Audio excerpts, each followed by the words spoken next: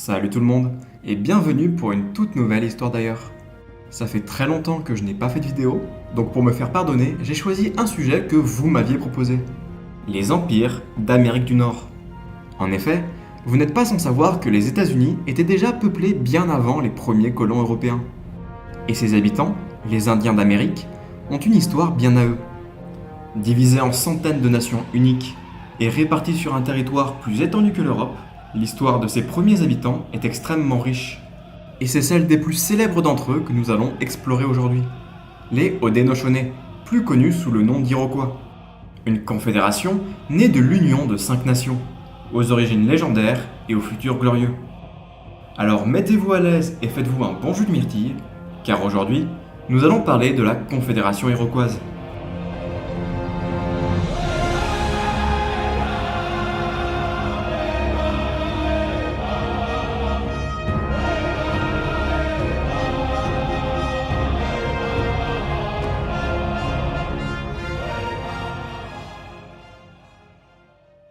La date de création de la Confédération iroquoise est assez trouble.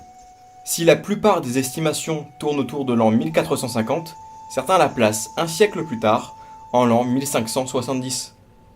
Il existe de très nombreux récits décrivant la fondation de la Confédération. Le problème, c'est qu'ils sont généralement contradictoires et teintés de légendes. J'ai donc fait de mon mieux pour vous en faire un résumé qui reprend les grandes lignes de ces récits. Tout commence en Amérique du Nord, sur la rive sud du lac Ontario. Ici vivent 5 nations amérindiennes. Les Sénéca, les Cayugas, les Onondaga, les Oneida et les Mohawks. Ces 5 nations sont très souvent en guerre avec des nations extérieures, mais surtout entre elles, et ce, malgré leur proximité culturelle. Dans un village Onondaga, se trouve un guerrier du nom de Hiawatha, qui a fréquemment pris part à ces conflits. Il a perdu toute sa famille, sa femme, ses filles, certaines par accident ou maladie, mais les autres à la guerre. Et de son côté, il a également beaucoup tué par le passé. Rongé par le chagrin, et regardant avec regret son passé guerrier rempli de violence, il rêve d'un monde en paix, où plus personne n'aurait à vivre ce genre de souffrance. Un jour, il entendit des rumeurs concernant un homme que l'on appelait le faiseur de paix. Ce dernier aurait réussi l'exploit de convaincre les Mohawks d'abandonner la guerre. Galvanisé par cette histoire, il décida de tenter lui-même le coup et de convaincre les Onondaga de suivre le même chemin. Il convoqua donc un conseil réunissant tous les chefs Onondaga, dont un qui sera particulièrement problématique. Le chef Tadodaho, un homme puissant et cruel, qui non seulement régnait par la guerre et la terreur, mais en plus y prenait du plaisir. Il était si fort et violent que tous les autres chefs Onondaga en avaient peur. Hiawatha tenta donc de les convaincre, leur parlant de la paix et du nouveau mode de vie qu'avaient adopté les Mohawks. Mais très vite, Tadodaho s'énerva. Il cria sur Hiawatha, l'insultant, le menaçant, et lui dit enfin que si la paix lui plaisait tant, il n'avait qu'à rejoindre les Mohawks. Déçu de cet échec, mais pas découragé, Hiawatha décida de partir chez les Mohawks, rencontrer le grand faiseur de paix. En arrivant chez les Mohawks, il rencontra le faiseur de paix. Ils discutèrent longuement de la guerre et des meilleures manières de la faire disparaître. Ils finirent par conclure qu'ils auraient besoin d'alliés de poids afin de convaincre les 5 nations. Et par chance, ils connaissaient une personne qui serait absolument parfaite pour cette tâche. Une femme Sénéca du nom de Jigonsase. Elle avait bâti sa maison longue sur un lieu de passage très fréquenté entre différentes nations. Elle s'en servait comme hôpital de campagne pour soigner les guerriers qui se présentaient à elle, et ce sans tenir compte de leur nation d'appartenance. Si 2 guerriers ennemis arrivaient chez elle en même temps, elle ne les soignerait qu'à condition qu'ils ne se battent pas. Elle leur servait ensuite le repas dans le même bol, ce qui, dans la tradition iroquoise, faisait d'eux des frères. Ainsi, année après année, repas après repas, Jigonsase tissa des liens entre plusieurs dizaines, voire centaines de guerriers de différentes nations. Elle était ainsi devenue célèbre et très respectée. Hiawatha lui expliqua son projet pour les nations iroquoises et son plan pour toutes les unir. Il lui explique vouloir mettre fin aux guerres et créer une nation où chacun, homme ou femme, aurait sa place et un droit à la parole. Une nation dans laquelle chacun obéirait à ce qu'il appelle la grande loi de la paix. Convaincu, Jigonsase accepta d'aider Hiawatha et de lui servir de porte-parole envers les femmes des différents clans. Le trio se mit donc au travail. Le faiseur de paix avait déjà convaincu les Mohawks. Ils décidèrent donc de se rendre chez les Oneida. Ils commencèrent donc à leur expliquer la grande loi de la paix, et tentèrent de les convaincre de l'adopter. Mais beaucoup d'entre eux étaient hésitants, car ils avaient toujours connu la guerre. C'était là leur mode de vie, et une bonne partie de leur culture. De plus, ils n'étaient pas convaincus que la paix suffirait à les protéger de leurs ennemis. Mais Hiawatha était un excellent orateur, et il leur expliqua que plus il y aurait de nations qui embrasseraient la paix comme mode de vie, moins ils auraient d'ennemis à se soucier. Et finalement, au bout d'un an, les Oneida acceptèrent. Le trio se rendit ensuite chez les Cayuga, et entreprirent de les convaincre. Et les Cayuga étaient très réceptifs. En effet, ils subissaient depuis longtemps la cruauté du chef Tadodaho. Ce dernier, à la tête des Onondaga, les attaquait très souvent, et les forçait parfois, sous menace de représailles, à entrer en guerre avec d'autres nations. Les Cayuga virent donc cette paix comme une chance de se libérer de leur oppresseur. Ils acceptèrent donc très rapidement. Ils allèrent alors à la rencontre de la 4e nation, les Seneca. Les Seneca étaient une nation puissante, peuplée de féroces guerriers. Ils entraient fréquemment en guerre avec leurs nations voisines, y compris les nations iroquoises, principalement les Onondaga. Beaucoup d'Iroquois qui accompagnaient Hiawatha avaient déjà perdu des proches lors de raids Seneca. Les discussions qui allaient s'ensuivre s'annonçaient donc assez tendues. Mais Jigon Sase était une Seneca, très célèbre de surcroît. Ils furent donc assez bien accueillis. Jigon Sase leur expliqua les raisons de leur visite, et par chance, les Seneca avaient déjà entendu parler du faiseur de paix, et déclaraient être curieux de son discours. Le faiseur de paix leur proposa alors d'adopter la grande loi de la paix. Quand il eut fini, les chefs Seneca votèrent. Tous étaient en faveur de cette nouvelle loi, à l'exception de 2 d'entre eux. Les clans de ces 2 chefs étaient les plus à l'ouest de la nation Seneca, ainsi que de la nouvelle nation iroquoise. Ainsi positionnés à la frontière, ils étaient en première ligne en cas d'attaque extérieure. Et quand bien même la paix protégerait les clans à l'intérieur des terres, ces 2-là, à la frontière, seraient constamment exposés en cas de raid ou d'invasion.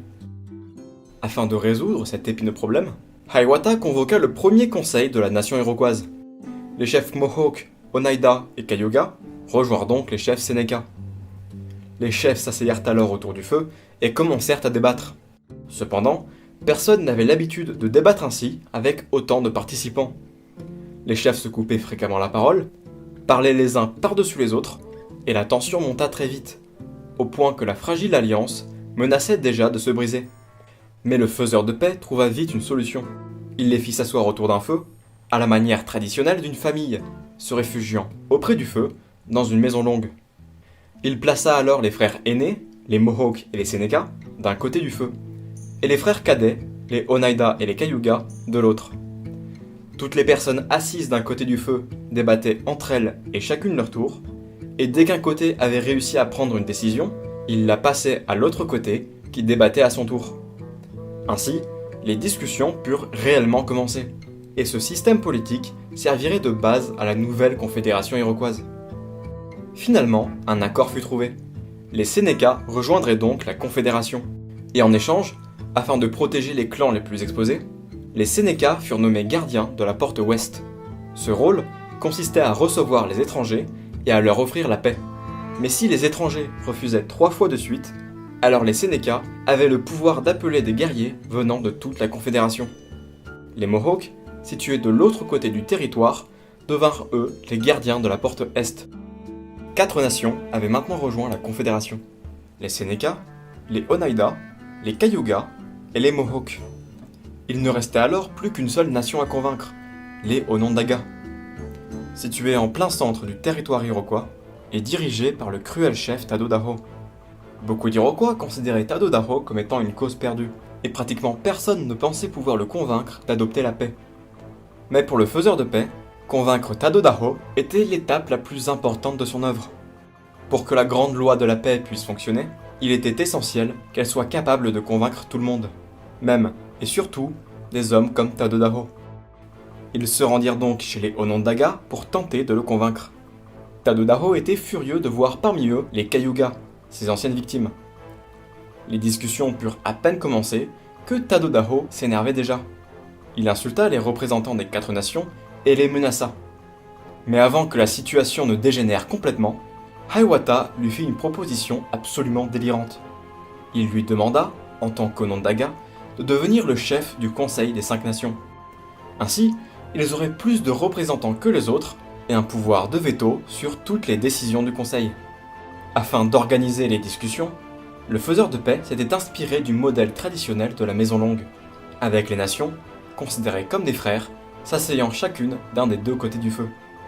Dans cette métaphore, les Onondaga s'asseyeraient à part et seraient les gardiens du feu. À son écoute, Tadodaho était abasourdi. Ces 4 nations rivales venaient de lui demander de devenir leur chef. Qu'est-ce qui avait bien pu leur passer par la tête? Mais très rapidement, il commença à établir des plans afin d'abuser du pouvoir qu'on venait de lui proposer. Pendant que son esprit s'affairait, Jigon Sase l'observait. Elle se doutait bien de ce qui se passait dans la tête de Tadodaho, et il était hors de question qu'elle le laisse faire. Elle se leva, marcha jusqu'à lui et le regarda de haut. Tadodaho ne comprenait pas pourquoi, mais il fut encore plus surpris quand Jigon Sase lui demanda de la frapper. Choqué, Tadodaho refusa. Pourquoi? Répondit Jigon Sase. Il était un homme violent, après tout. Que ce soit avec les hommes de nations rivales, ou même avec les femmes de son propre clan. Pourquoi hésiter maintenant? N'était-ce pas ainsi qu'il dirigerait la Confédération? Sa vraie nature révélée au grand jour, Tadodaho réalisa l'ampleur de ses crimes. Il supplia alors Jigon Sase de le pardonner, ce qu'elle accepta. Ce changement de cœur de Tadodaho permit enfin à l'alliance de se sceller. Jigon Sase réunit alors les femmes, afin de leur expliquer le rôle qu'elles auraient à jouer. Le faiseur de paix, lui, demanda une flèche à un guerrier et la brisa facilement. Il en demanda alors 5 et tenta de les briser, mais n'y parvint pas. Chaque flèche représentait une nation. Seuls, ils étaient faibles. Ensemble, ils étaient forts. Ils enterrèrent leurs armes sous un grand pin, marquant ainsi la fin de la guerre. Et voilà, c'était donc l'histoire de la création de la Confédération iroquoise. Évidemment, il existe énormément de versions de cette histoire, plus ou moins réalistes. Par exemple, dans certaines, la guerre n'oppose pas 5 nations iroquoises rivales, mais plutôt une nation de fermières contre un culte cannibale. Dans d'autres versions, Tadodaho avait des serpents à la place des cheveux. Dans cette version plus que douteuse, Hiawatha parvint à le calmer en lui brossant les cheveux. Bien que j'apprécie cette vision créative de la diplomatie, il s'agit certainement d'une version très romancée de la réalité. Rajoutez à cela de très nombreux problèmes de retranscription, et le petit résumé que je vous ai fait est le meilleur que je puisse vous offrir. Maintenant que les origines de la nation iroquoise ont été expliquées, intéressons-nous maintenant à son fonctionnement. Et pour cela, commençons par la base. Tout d'abord, la Confédération iroquoise est divisée en 5 nations, et chaque nation est divisée en clans. À la naissance, chaque enfant appartient au clan de sa mère. Quand un couple se marie, l'homme ne change pas de clan, mais part vivre dans le clan de sa femme. L'homme conserve beaucoup de responsabilités dans son propre clan et aide également ses sœurs à élever leurs enfants. Si la société iroquoise accorde autant d'importance aux femmes, c'est parce que la Confédération est une société matriarcale. Chaque clan est dirigé par une matriarche, généralement la femme la plus âgée. On attend d'elle qu'elle assigne des noms aux membres du clan, qu'elle prenne toutes les décisions importantes affectant le clan dans son ensemble, et qu'elle choisisse, parmi les hommes, des chefs qui représenteront le clan. Un autre élément essentiel de la culture Haudenosaunee est la maison longue. Une maison longue est l'habitation traditionnelle du peuple iroquois. Ces maisons sont construites en longueur, d'où le nom, et peuvent abriter jusqu'à 60 personnes. Les plus grandes pouvaient faire jusqu'à 100 mètres de long. Les lits étaient répartis sous forme de couchettes sur les côtés, et des feux de camp étaient alignés sur toute la longueur. Un village contenait généralement plusieurs maisons et abritait entre 200 et 3000 habitants. Il se situait généralement en lisière de forêt, proche d'une rivière, et était entouré de palissades en bois. La rivière apportait de l'eau au village, et la forêt servait de source de bois et de nourriture. Chaque village était temporaire et changeait d'emplacement tous les 20 à 30 ans, quand les ressources locales étaient épuisées et que les sols manquaient de nutriments pour la culture. Les Iroquois trouvaient alors une nouvelle forêt, une nouvelle rivière, et bâtissaient de nouvelles maisons longues. Ces maisons longues sont un élément essentiel de l'identité iroquoise. En effet, les Iroquois considéraient leur confédération comme étant une gigantesque maison longue, si bien que le nom que les Iroquois choisirent de se donner à eux-mêmes, Haudenosaunee, signifie littéralement « peuple de la maison longue ». Chaque maison abritait un clan, renforçant le sentiment d'appartenance, même si certains clans étaient tellement grands qu'ils avaient besoin de plusieurs maisons. Ces maisons leur servaient de lieu de vie pendant tout l'hiver, durant lequel ils restaient enfermés au chaud. Les feux de camp, disposés tout du long de l'habitation, servaient de lieu de discussion, de vie, mais c'était surtout là qu'étaient prises toutes les décisions importantes. Et c'est d'ailleurs sur ce modèle de prise de décision qu'est basé le gouvernement iroquois. En effet, je vous l'ai dit, les Iroquois considéraient la Confédération comme étant une gigantesque maison longue. Ainsi, dans la métaphore, les Sénécas étaient les gardiens de la porte ouest, les Mohawks de la porte est, et les Onondaga étaient les gardiens du feu. Selon la tradition, les membres du clan se répartissaient autour du feu selon l'ordre de leur naissance. D'un côté s'asseyait le frère aîné, et de l'autre son cadet. Ce système fut adapté aux nations de la Confédération, qui furent alors réparties entre deux moitiés. Les Mohawks, Onondaga et Sénéca sont donc les aînés, et les Oneida et Cayuga sont les cadets. Les deux moitiés s'asseyent donc chacune d'un côté du feu, sauf les Onondaga, qui en tant que gardiens du feu, doivent s'asseoir entre les deux.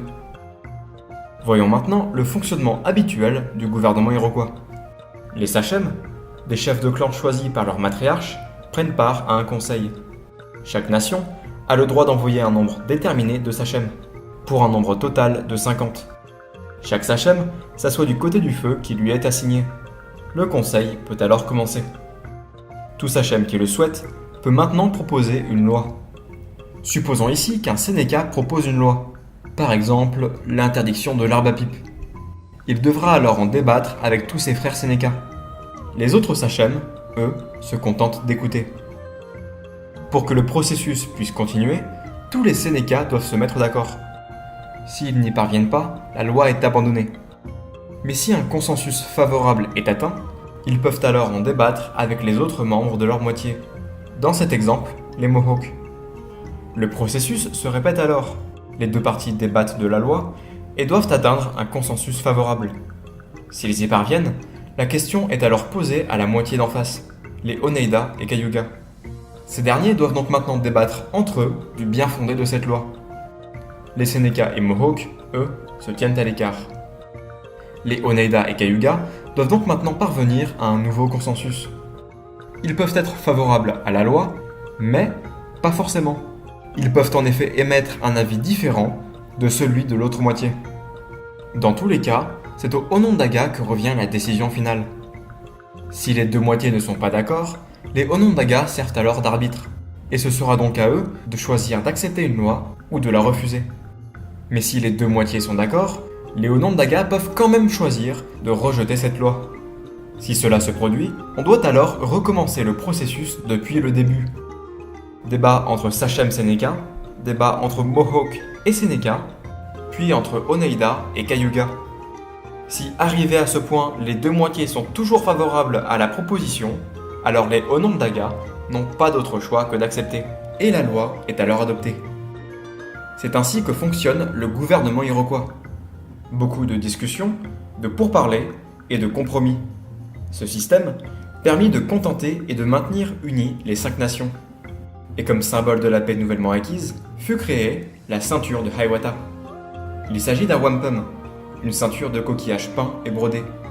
Les motifs, 4 carrés blancs et un arbre, représentent les 5 nations, dont les Onondaga sont les gardiens du feu. Tous y sont unis par une ligne blanche, représentant la grande loi de la paix. La ligne s'étend d'ailleurs jusqu'au bord, dans l'espoir que d'autres nations les rejoignent à l'avenir.